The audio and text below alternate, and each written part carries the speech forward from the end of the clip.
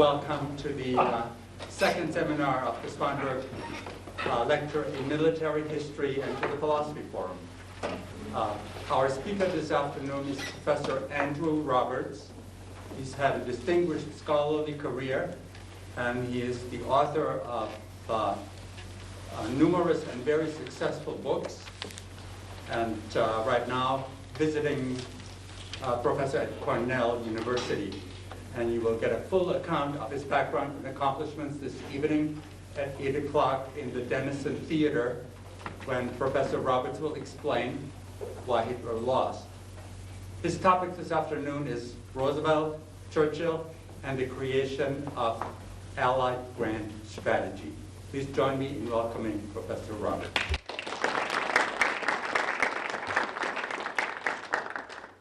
Ladies and gentlemen, it's a great honor to be invited to address you this afternoon, and thank you very much indeed for those kind words.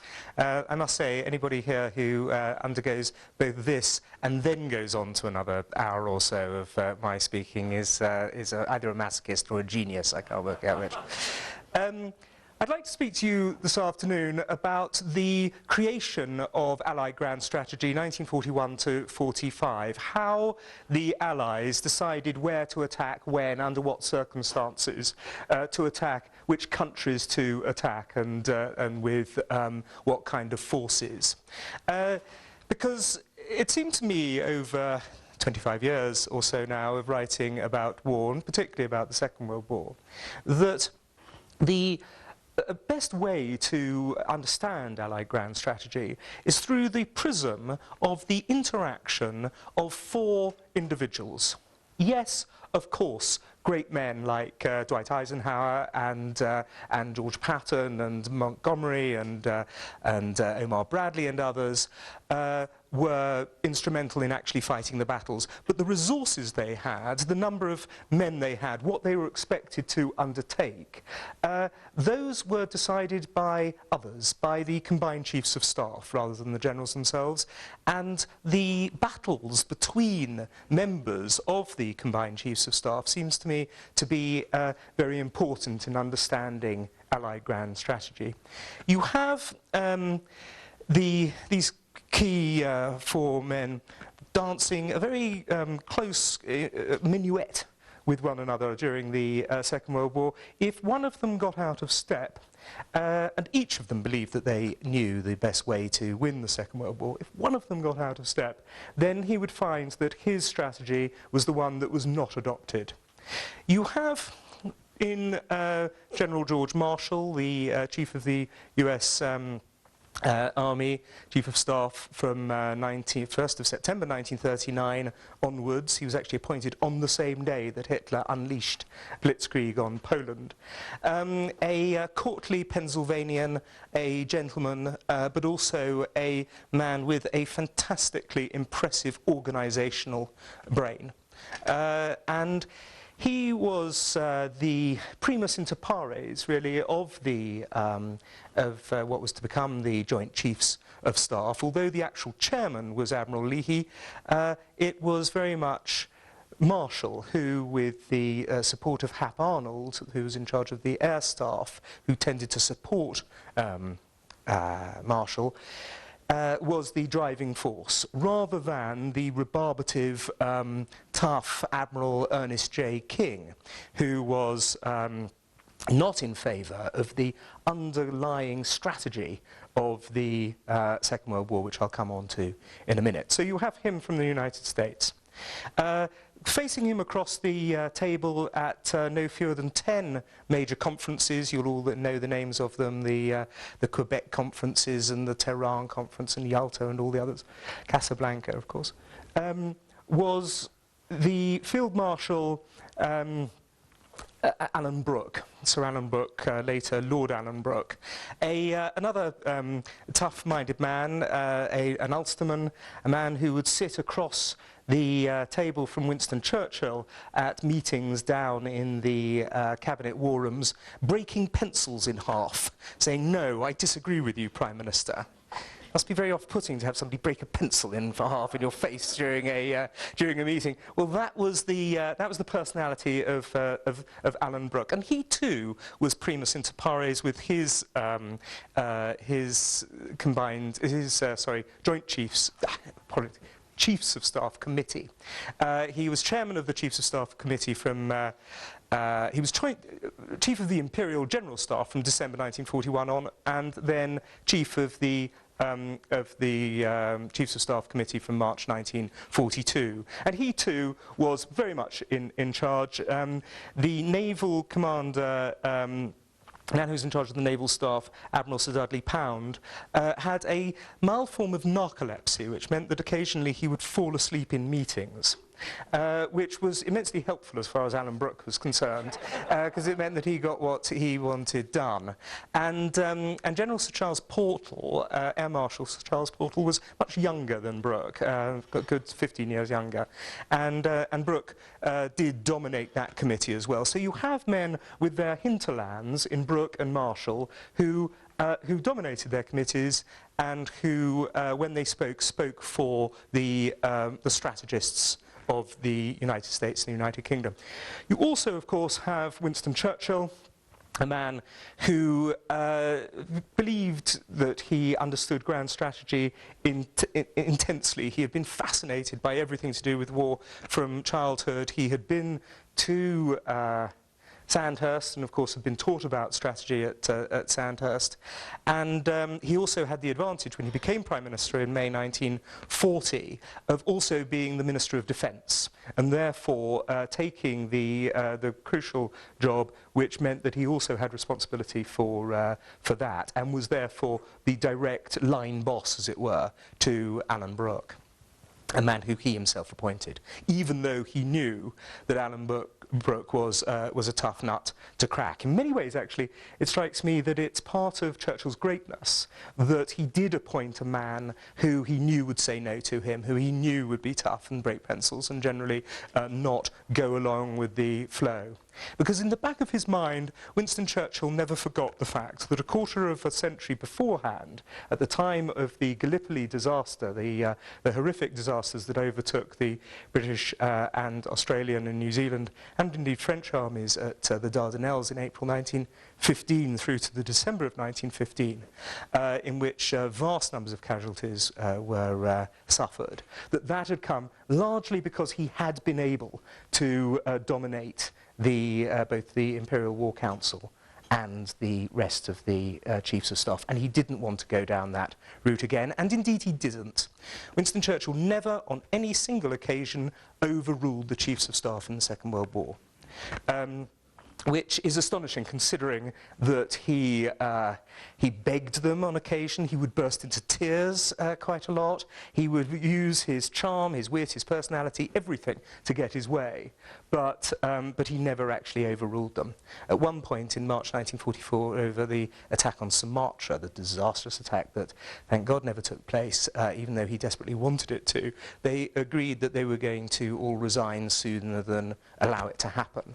But nonetheless, so it got tough. These meetings were intensely tough, some of them. I don't just mean the American-British ones, I mean the ones within the United Kingdom, and indeed within the United States. There was a point where George Marshall slammed his fist down on the table at one point and told Ernest King that he wouldn't have debates conducted in with such ill temper after King went on one of his Anglophobic rants. Then, of course, the fourth man, the last of the quartet, was FDR. Another man who, although he hadn't studied grand strategy, unlike Brooke, who'd been to Sandhurst, and Churchill, as I say, who'd also been to Sandhurst, and Marshall, who'd been to VMI. Roosevelt was also completely fascinated, bound up, and highly knowledgeable about the United States Navy. He had read the works of Mahan. He had, of course, been the Under-Secretary of the Navy in the First World War, and he very much felt that he also knew, like these other three men, how they were going to win the war and the way in which grand strategy should be adopted. So here you have, I think, a prism, the correct prism, through which to see the creation of Allied grand strategy. There's no rule of war. A British historian said, called Ronald Lewin, who said there's no rule of war that says that men can die in battle, but that staff officers should not be vexed. And it's a very good one. They were vexed. These meetings, I've already mentioned about Marshall banging his hand down on the table, but and Brooke could infuriate people to a tremendous degree. It needed, on occasion, moments of Churchillian charm and also Roosevelt's ability to calm situations in order for these battles between the generals, which are obviously important to the point that they are, as a result of the decisions that these people are taking, sometimes tens of thousands of lives were at risk. And so, of course, the battles would be tough. There's a marvellous moment about the Sextant Conference in. I'm so sorry, the the Sextant Conference in Quebec in 1943, where at the end of a straightforward row between the chiefs of staff in the Salon Rosé in the Château Frontenac in Quebec, a room that hasn't changed at all. They've kept it exactly the same as it was at the time of the conference, and Brooke and Marshall agreed that the only way they were going to be able to continue this discussion, which had reached a complete impasse, was if they cleared away the whole of the rest of the junior staff officers. So you would have, as well as the three Army, Navy and Air Force sitting across from one another and Admiral Leahy, you would also have lots of vice admirals and deputy chiefs of staff and others and stenographers and people like that. All of that lot were cleared out of the room so that these guys could get down to what they needed to do. And so they were all standing outside in the corridor, listening to the raised voices that were inside the corridor, inside the room. And at the end of the meeting, Admiral Lord Mountbatten had a huge block, two huge blocks of ice brought into the room. One was just normal, straightforward ice, and the other was a form of, was called pikecrete, which was a form of wood chip and ice put together. And what he wanted to prove, they were trying to work out ways of attacking Normandy, and using an iceberg as a mobile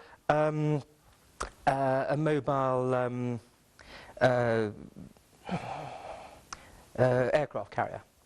And they were going to quite literally sort of lasso a iceberg and bring it down from the North Sea and park it off the coast of France and use it as an aircraft carrier.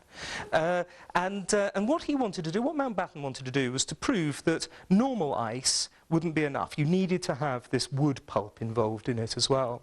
And so what he did was to take out his revolver and fire it at a block of the block of ice, which immediately just sort of disintegrated. He then fired it at the wood pulp block of ice. And in the words of Alan Brooke's diary, the bullet buzzed around the room like an angry bee.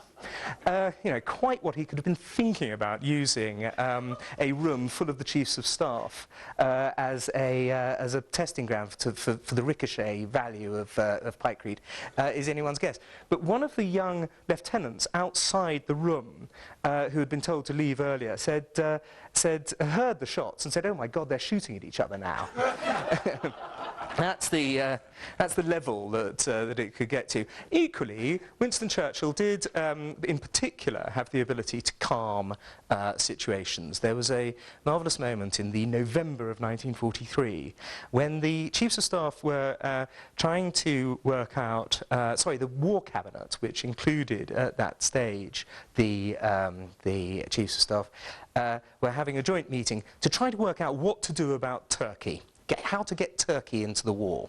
The key thing was that Turkey had been declared itself neutral in September 1939, and it was not actually to join the war. It wasn't a very successful policy on behalf of the Allies, owing to the fact that they didn't declare war on Nazi Germany until 1945, March 1945.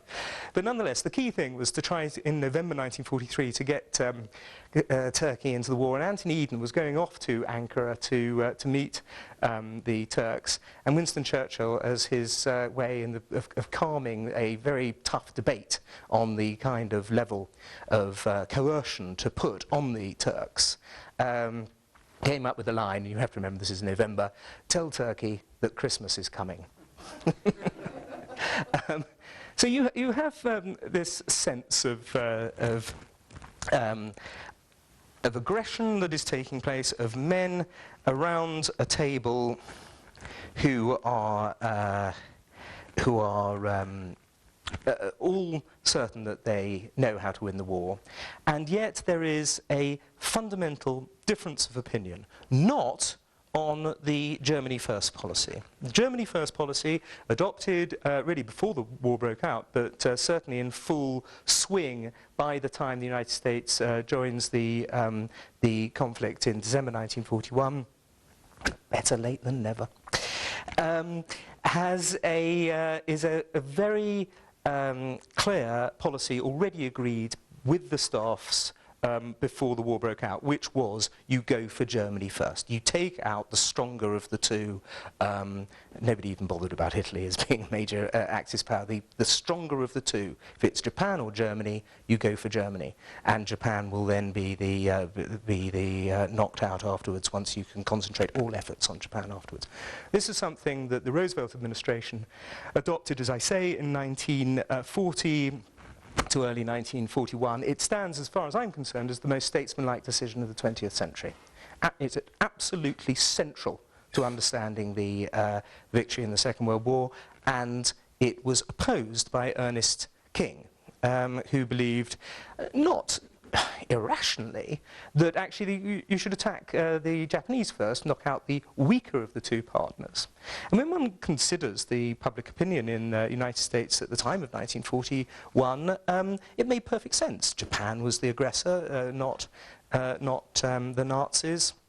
Japan was, when it came to the press and to many members of Congress and to some strategists, junior ones in the Pentagon, pre-Pentagon in the War Department that would later, 2 years later, become the Pentagon, they understandably wanted an attack on the Japanese to avenge Pearl Harbor.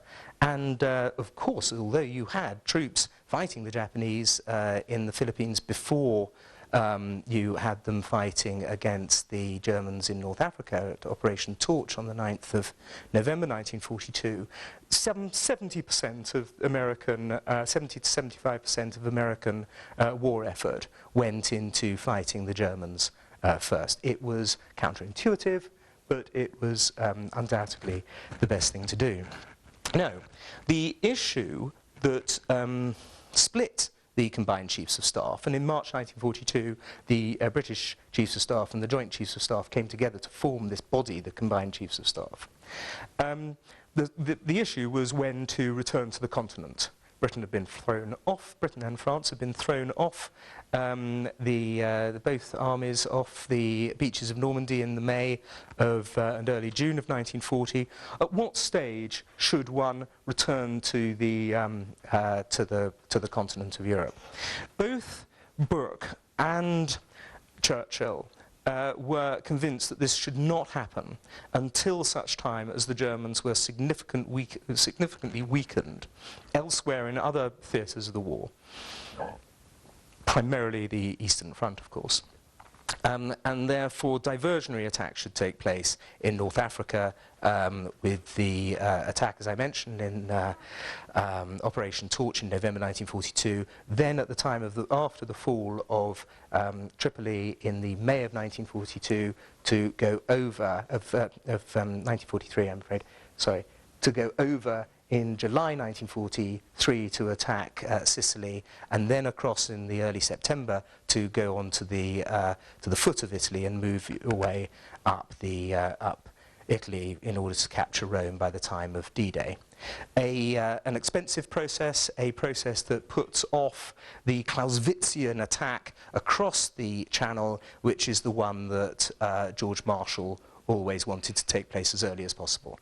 He was in favour of an early cross-channel attack, really as early as the autumn of 1942. He wanted this to happen, certainly in 1943, and he was progressively more and more frustrated and irritated by the British refusing to do this. And the reason that he couldn't get his view of this early attack across was because Franklin Roosevelt supported Churchill and Brooke up until the June of 1943, up until the Trident Conference in Washington in 1943.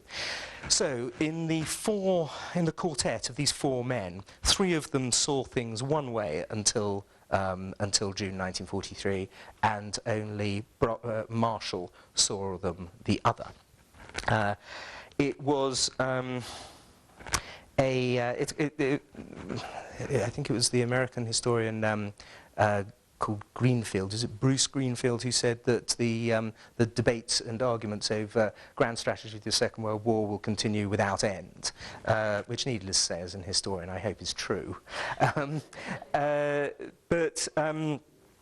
But this argument and debate was, as I say, extremely hard fought. There's one point where the Anglophobe General Albert Wedemeyer said that he wanted to lean across and punch Brooke on the jaw at one of these conferences.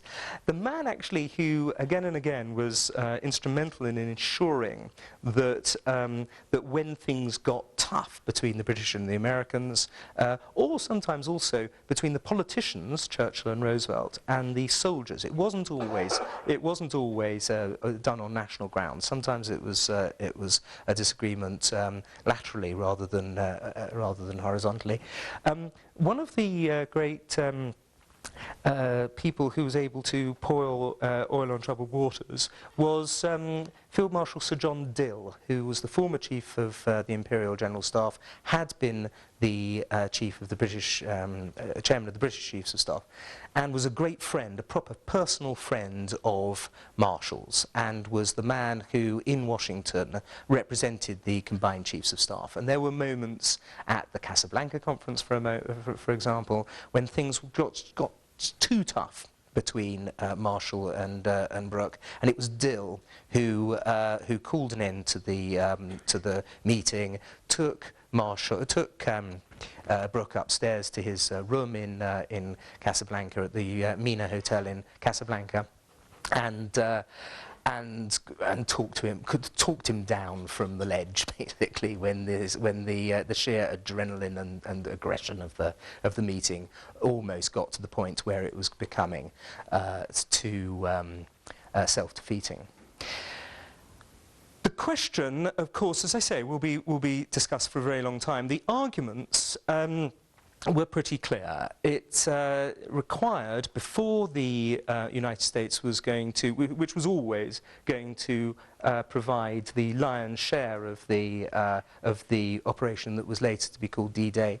It had earlier manifestations. It was called Sledgehammer at one point, Roundup at another point. It had various other earlier words for it, code names for it. But what was finally to become Overlord was something that the British, with their vestigial memories, not only Churchill's vestigial memory of Gallipoli, but also Brooke's vestigial memory of the Battle of the Somme, which he fought in. This this fear that on the beaches of Normandy there would be an absolute massacre. And this was something that Winston Churchill, the night before the 6th of June 1944, vouchsafed to his wife Clementine. He said that he feared that up to 20,000 people could be lost. And he talked about the waves covered in blood the next day. He was very deeply pessimistic about it. But by June 1944, all of the things that were needed for the attack to take place, and which the British had been demanding for 3 years or so, had finally come into place. The first one, of course, was the air war. When Eisenhower said to his troops, when you look above you, the plane that you will be seeing will be an Allied plane, he was telling the truth.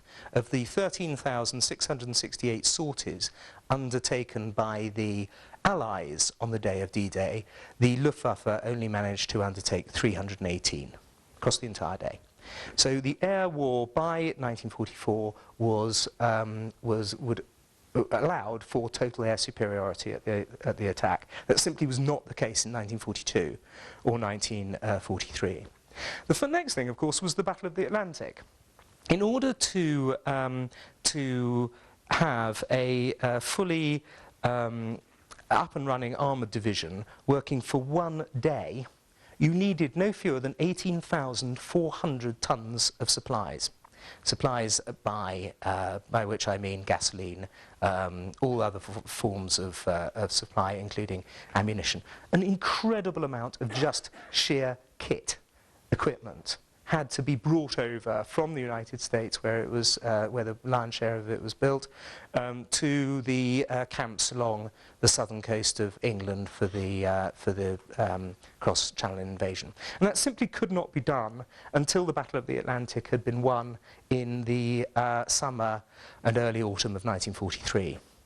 In the January of 1942, the Germans added an extra rotor blade, a 5th rotor blade, to the Enigma machine, which meant that suddenly all of the decrypts that that we had been getting, that the boffins at Bletchley Park had been getting all the way since 1940, was suddenly turned into complete gobbledygook.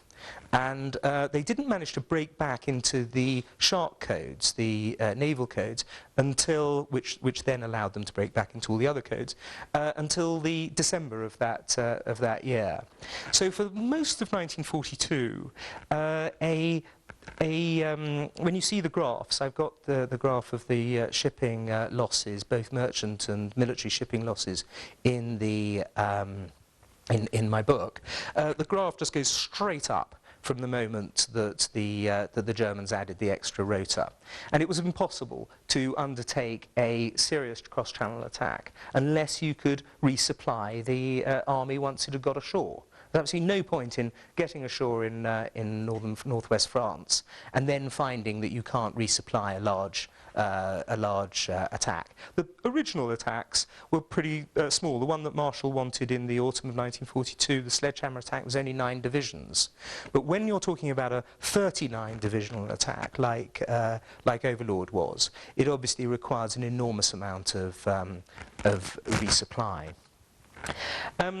And then there are the inventions that were not around in 1942, but were completely invaluable when it came to the actual day of D-Day. The pipeline under the ocean, Pluto, which was quite literally just a pipeline which allowed gasoline to be, diesel of course, to be pumped from the Isle of Wight under the English Channel to pop up on the French coast. 51 million gallons of gasoline went through that pipeline, and that was fantastically useful, as you can imagine. The Mulberry Harbours themselves, although the idea for them was thought up very early on, in fact very early on, it shows incredible optimism, I think, on behalf of Allied planners, that they put so much thought and effort into returning to the continent at a time when they simply couldn't have known that it was a possibility, and yet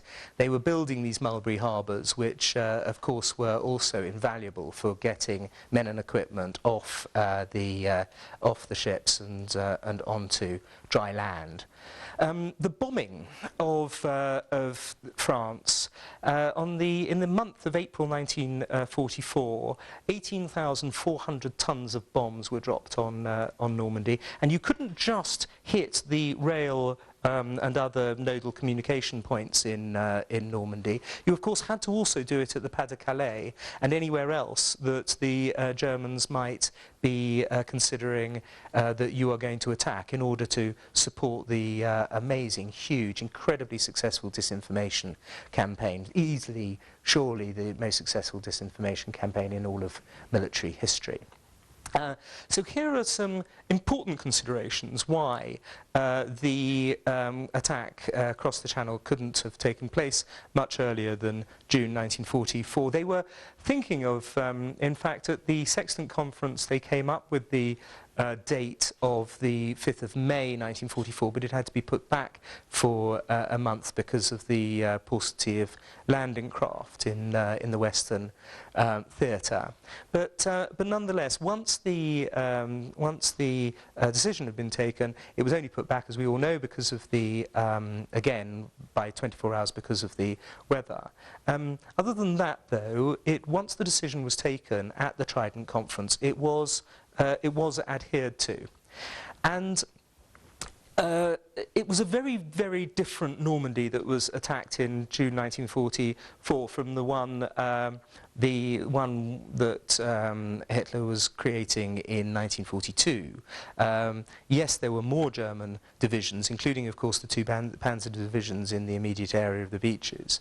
But overall, this was a much weaker place to try to attack than a continent which was, of course, dominated by the Wehrmacht, but dominated by a victorious Wehrmacht in 1942. By 1943, after the battles of the surrender at Stalingrad in the June of that year, and then the Battle of Kursk, of course, in the July of 1943, you had a situation where the Russians were moving in on Army Group Centre, which in the July of 1944, so only a month after the British, Americans, Canadians and the rest landed in, actually I say the rest, there weren't that many rest, the Americans, British and Canadians landed at Normandy. You had Operation Bagration, the massive assault on Army Group Centre in everywhere really, from Byelarussia 300 miles south, which scooped up no fewer than 513,000 Germans killed, wounded or captured. Over 500,000 Germans in that one Soviet operation alone. That kind of thing was not going on in the autumn of 1942. In fact, in the autumn of 1942, there were Germans capturing the tractor factory at Stalingrad. So there too you have a very different war.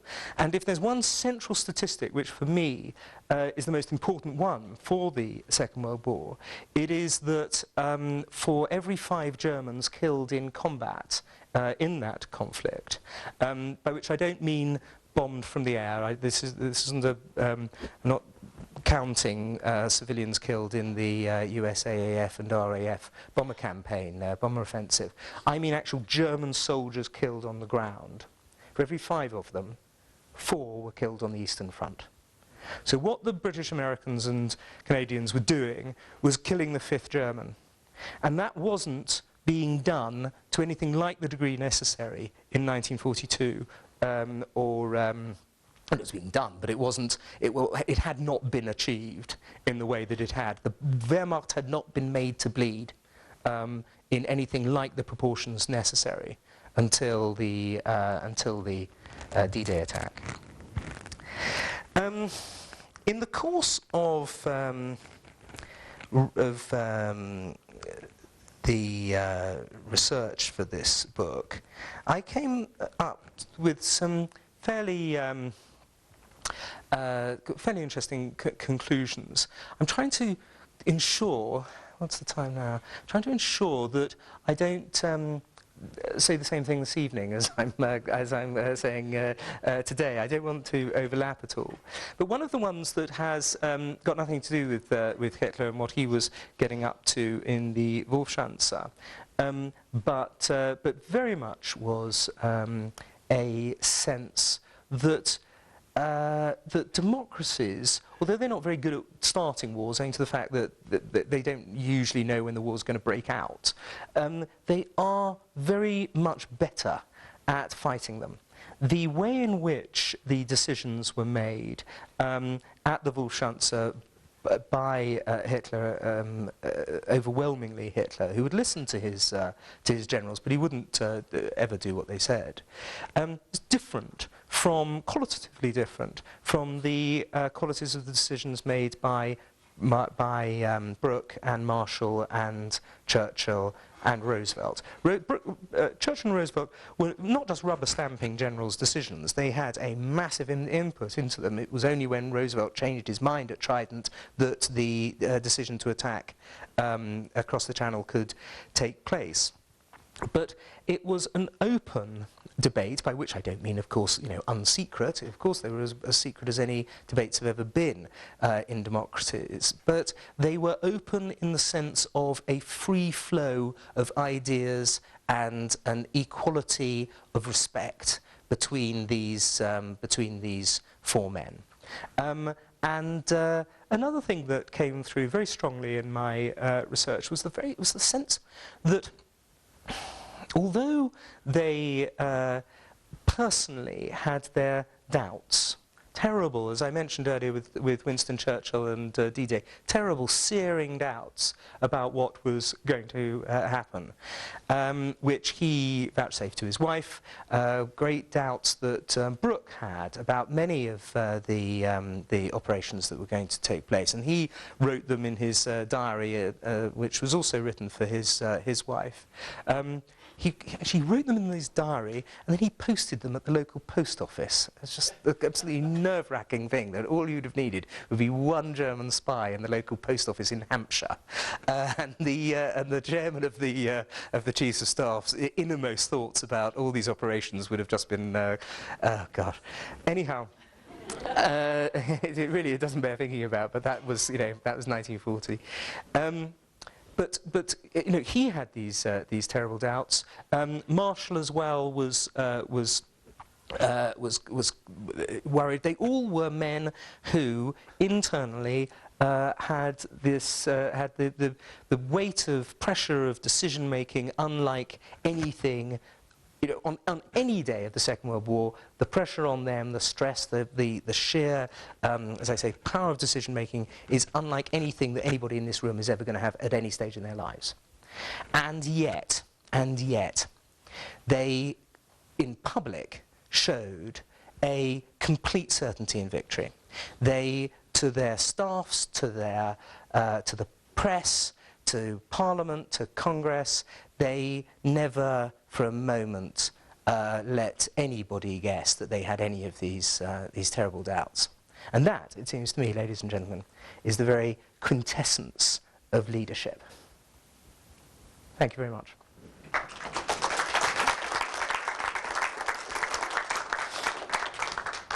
So we've got a nice long time for Q&A. Who would like to kick off? Sir. Is it correct that Churchill offered Ellen Brooke the command of the Normandy operation and then had to back away from that? Yes, it is.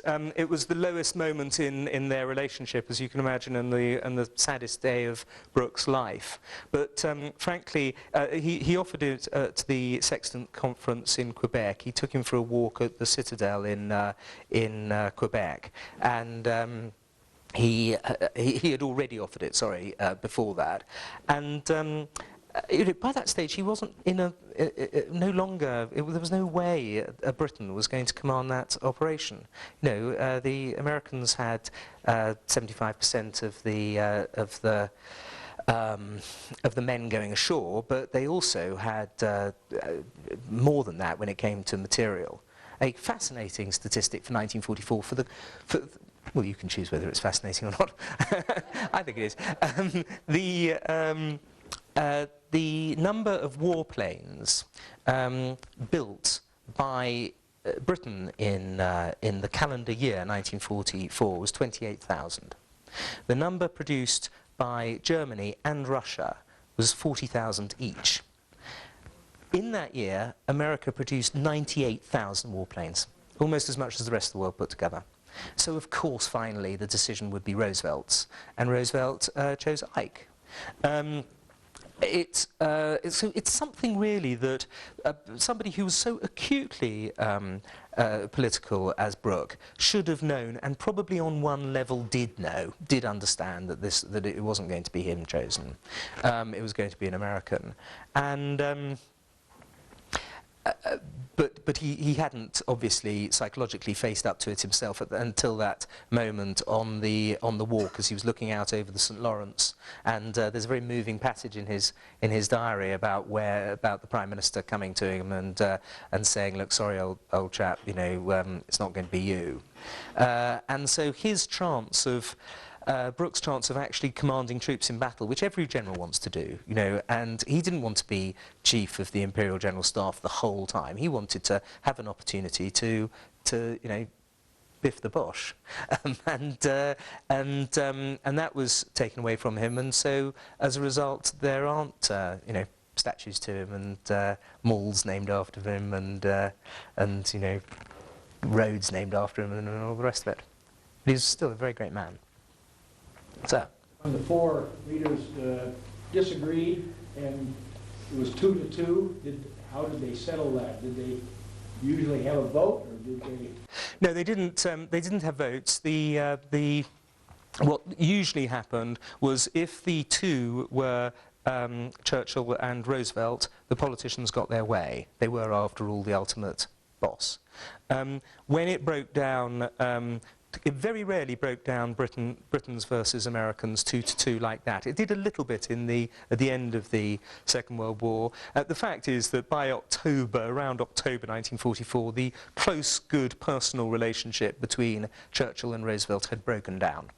There are some, I think the number, I can't remember the exact number, it's something like 200 more letters written by Churchill to Roosevelt than there are answers from Roosevelt back to Churchill.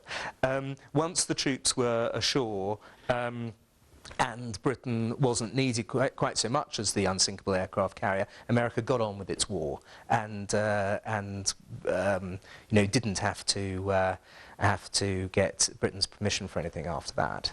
Anything important very much. So that's the way the dynamic worked after Overlord. As again, it's bound to do, because not least, as I say, these statistics for war production are so massively unbalanced. So. You haven't mentioned Leahy very much. He was Marshall's superior. In fact, he's Marshall's superior because Marshall wanted him to be. Wasn't he more influential than Marshall? No, he was nothing like so influential. The great thing about Leahy was, as you say, he supported Marshall over Admiral King. Also, he had the ear of Roosevelt, and therefore he was somebody who Marshall could, if necessary, use in order to bring Roosevelt round to something that Roosevelt wouldn't necessarily have supported.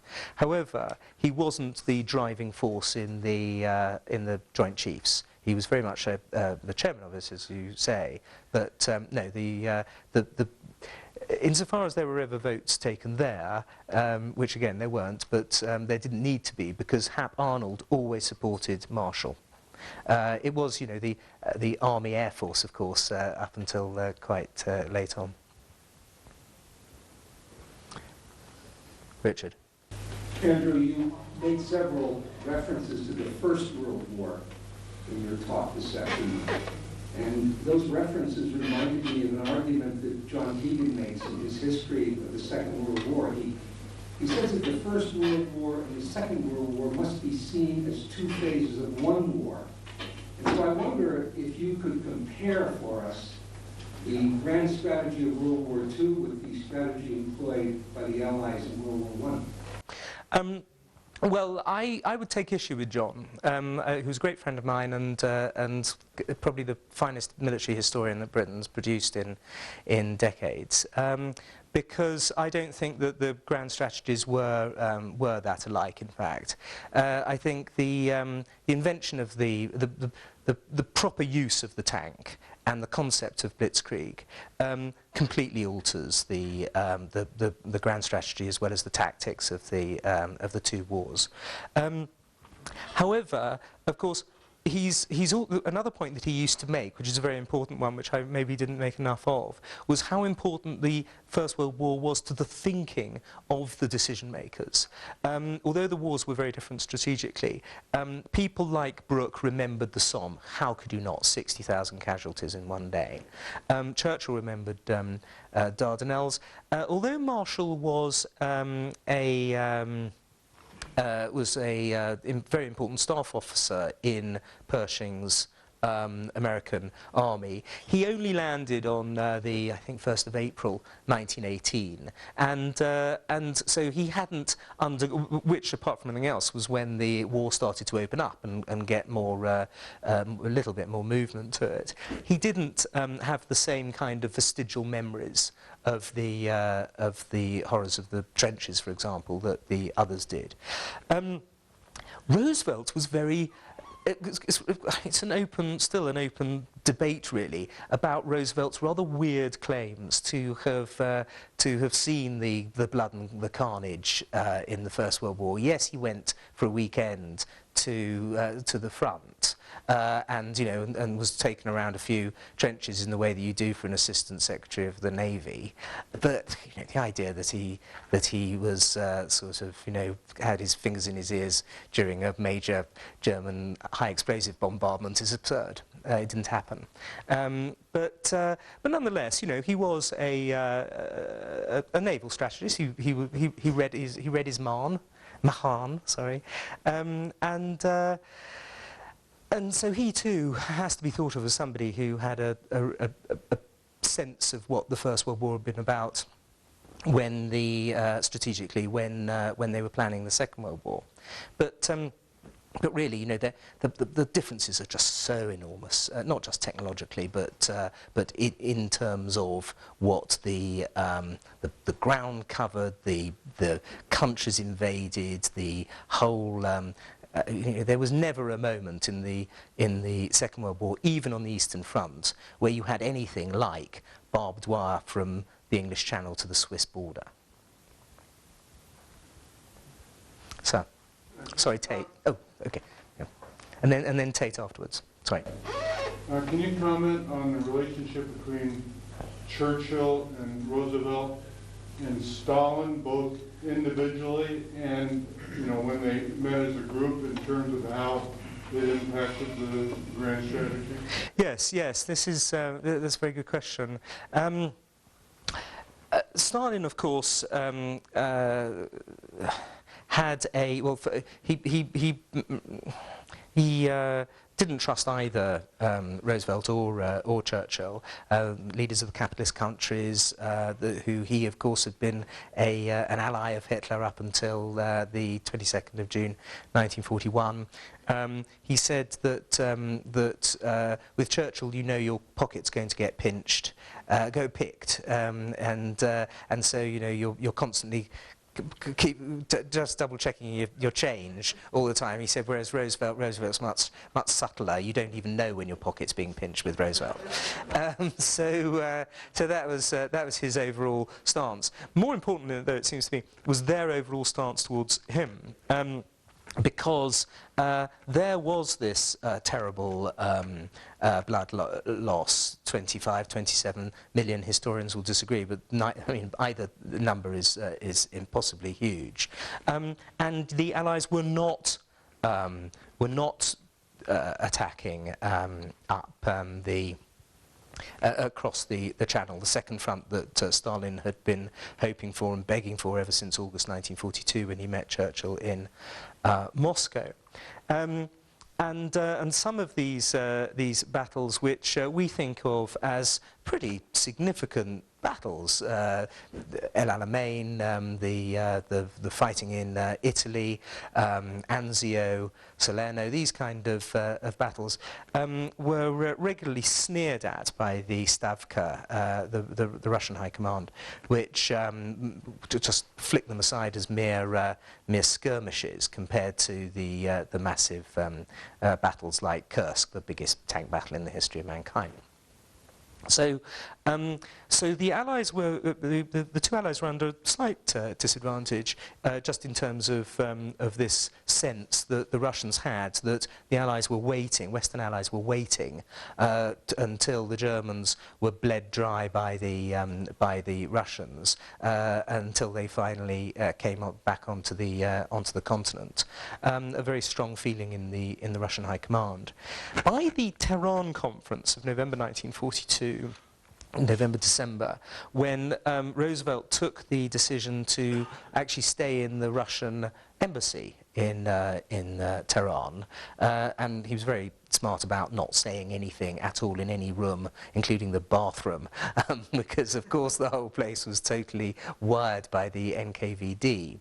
But nonetheless, it was a very friendly gesture to make, and all of his gestures from Tehran onwards were friendly towards the Soviets, but that's all they were. You know, he was defending American interests just as much as the Russians were defending Russian, and the British were defending British.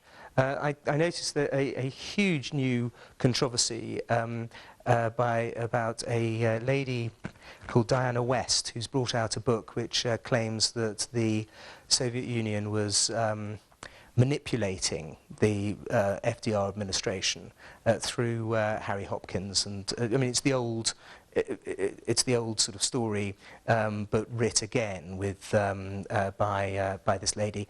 There simply is not enough evidence to justify the outrageous claims she makes about the FDR administration. There really isn't. Madam. Regarding the grand strategy, I've never studied it myself, but and you did mention the Great War and then World War II, and I mean the 20th century ushered in tremendous amount of mechanized warfare, and I've always, the history that I've read, the casualty, 20 million military casualties, but the civilian casualties were over 60 million. Sorry, across the globe, you mean? Yeah. I think actually 50 million is a more sort of understood figure. But yeah, I mean, you're talking tens of millions. Yeah. So what I'm wondering is when these gentlemen were planning, this grand strategy, were they relying on knowledge of the 19th century, or were they really in touch with the amount of power that they had and the amount of casualties that would come about as a result of this? Well, it's a good question as well. Thank you. The answer is that, no, of course they were very much in touch with the casualty figures. They were, at least on the Western Allies. Churchill and Roosevelt would be getting casualty figures weekly. They would be, Marshall sent the American ones broken down into sector, into sort of pie charts and graphs and everything about how many killed and wounded there were in comparison to earlier parts of the war, and they were making projections of future casualties. The decision to drop the nuclear bomb, for example, was very largely predicated on the projections of future likely casualties in the American army had there been a mainland invasion of Japan. So no, they were looking at it very closely. That's not the case in the Stavka. The Russians really just didn't think about these kind of things. Had they been concerned about the number of casualties they were taking, they probably wouldn't have, in the Battle of Stalingrad itself alone, have shot 13,500 of their own men. The NKVD the battalions killed an entire division worth of people who they considered to be malingering or cowards or not rushing to pick up the rifle of the man in front. So it fits in very much with what you would assume, that democracies, of course, have to take much more care over their casualty figures than totalitarian states. And it goes without saying that the Germans fitted into the to the Soviet side of things rather than the democracies. Before U.S. entry into the war in 1941, Marshall purged a very high number of U.S. Army officers who had been made during the Spanish-American War period on the assumption that they were simply too good in another century to keep up with modern demands. How did Brooke feel about British officers who had commenced their career during the Boer War and the colonial era? It's a very good question, Tate.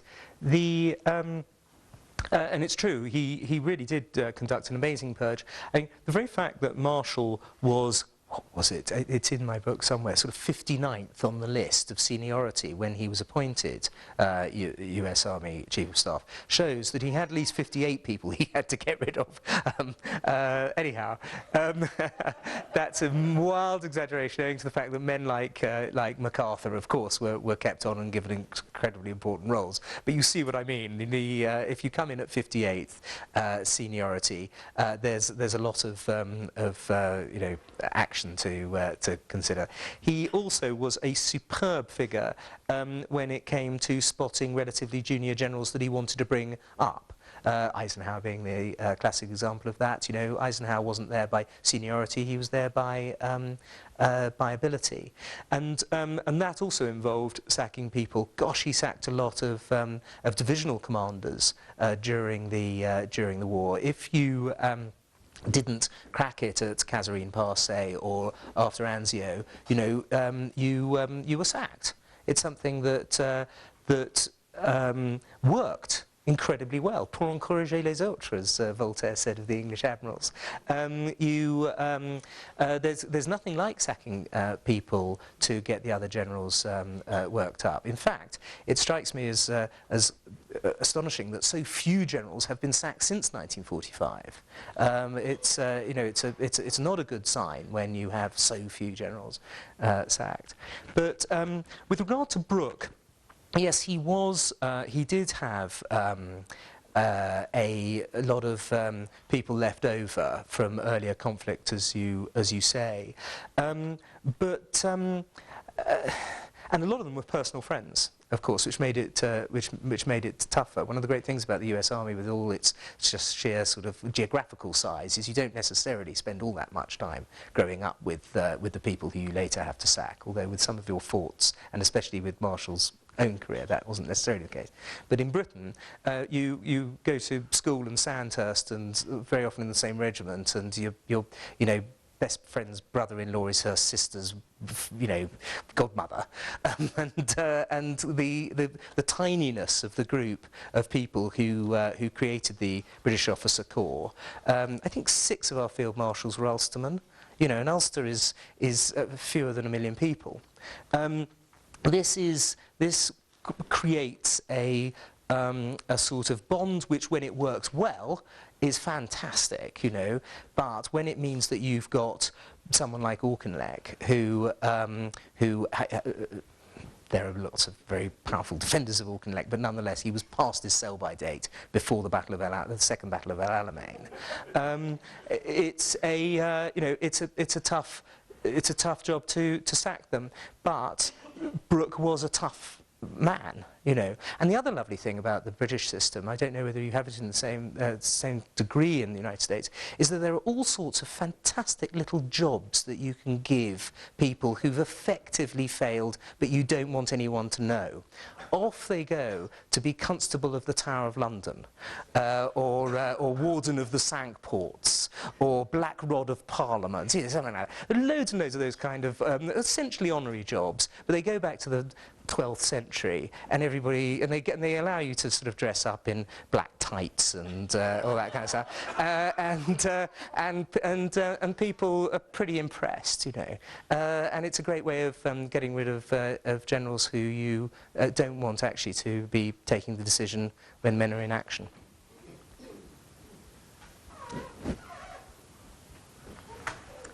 Well, thank you. Sorry, there's a question here. Should we have this as the last question? Apologies, I didn't see you there. I'm sorry, I came late, so you may answer some of my concerns. One is perhaps a more trivial concern about your description of the casualties on the Russian front assumed by the Soviet forces. And you mentioned the KGB and their very undemocratic way of handling the problem of infection or treason, I assume. But the sheer numbers are such that I think it requires perhaps a little info in terms of the casualties that they were. Obviously, the bulk of the Soviet Army must have been willing to do it. And of course, the Soviet Union was not a paragon of democratic virtue in any sense, but you implied that in democratic society, you're more likely to get a strategy that results in success. To what do you attribute the huge success in terms of the blunting of the Nazi war machine by the Soviets in the Second World War? Well, I am going to be bringing this up in my speech this evening, which was you're not going to be able to do that. Okay, well, I'll ruin it for everybody else to let you know. The fact is, yes, they had the NKVD, the forerunner of the KGB, did have these troops effectively behind the lines to shoot anybody who doesn't go forward. That sheer terror is one of the driving forces, of course, behind Stalinism full stop, but certainly behind Stalin in the war. But, fascinatingly, after the Operation Barbarossa, the huge 3 million man attack on the Soviet Union on the 22nd of June 1941, Stalin started to adopt the Western practice of listening to his marshals. Men like Konev and Rokossovsky and Zhukov were actually listened to in the Stavka and allowed their heads, whereas of course that was not what was going on in the Wolfschanze. So there was that side of things. As far as the losses are concerned, yes, they are absolutely massive in the Soviet Union. The breakdown is sort of 17, 18, 19 million civilians to 9 million soldiers, troops, which is totally unknown to have quite so many soldiers dying. The reason for this is that 3.5 million of them were scooped up at Barbarossa. They were captured there and then, and they did not. The huge majority of them didn't survive the war. If you were a soldier who surrendered in Russian soldier who surrendered in June 1941, it is very unlikely that you wouldn't have been starved or worked to death by the time that you were going to be liberated in the late 1944, early 1945. And even if you were, there's a very good chance the NKVD would shoot you when you came back for surrendering in the first place. That is yet another of the sort of groups that you don't see very many of. And if you add that number to the to the death list, you get a sense that the Soviet Union bled to an incredible degree in the Second World War, and is the reason, as you say, that the Wehrmacht's attack was blunted. 4 out of 5 Germans killed by the Russians. Did they need to lose so many people in the course of it? Probably not. But equally, if you allow one man to turn round at Stalingrad and run away, then everybody's going to. I mean, it really is, it's so counterintuitive to go forward against the Wehrmacht in Stalingrad in 1942 or early 1943. You have to have a totally iron discipline. But democracies couldn't have gone to that kind of level for the simple reason that, you know, in the United States, you shot one deserter in the whole course of the Second World War, and the Russians shot 13,500 in one battle. You know, the reason for that is, and certainly it's the same in Britain as well, if we tried to shoot 13,500 of our soldiers, there'd have been a revolution, a mutiny first, and then a revolt. You know, it just couldn't have happened. For that kind of resistance, you probably need, this is a deeply politically incorrect thing to say, but nonetheless I think it's probably true, you probably need totalitarian terror. Critics of the Allied bombing of German cities often condemn the bombing as being a war crime. Could you comment on that? Yes, absolutely. I don't believe it was a war crime for a moment. I think it was a necessary military response. Again, in my book, the Storm of War, which I don't have, I usually display the product, as you can imagine. In my book there is a graph showing the way in which German war material production went up and up and up from 1939 up to the moment that the combined bomber offensive teeth really got into the vitals of the German industrial system, which is the sort of summer, August of 1943.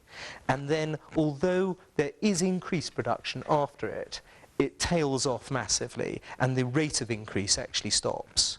So it goes up like that, and then it goes across.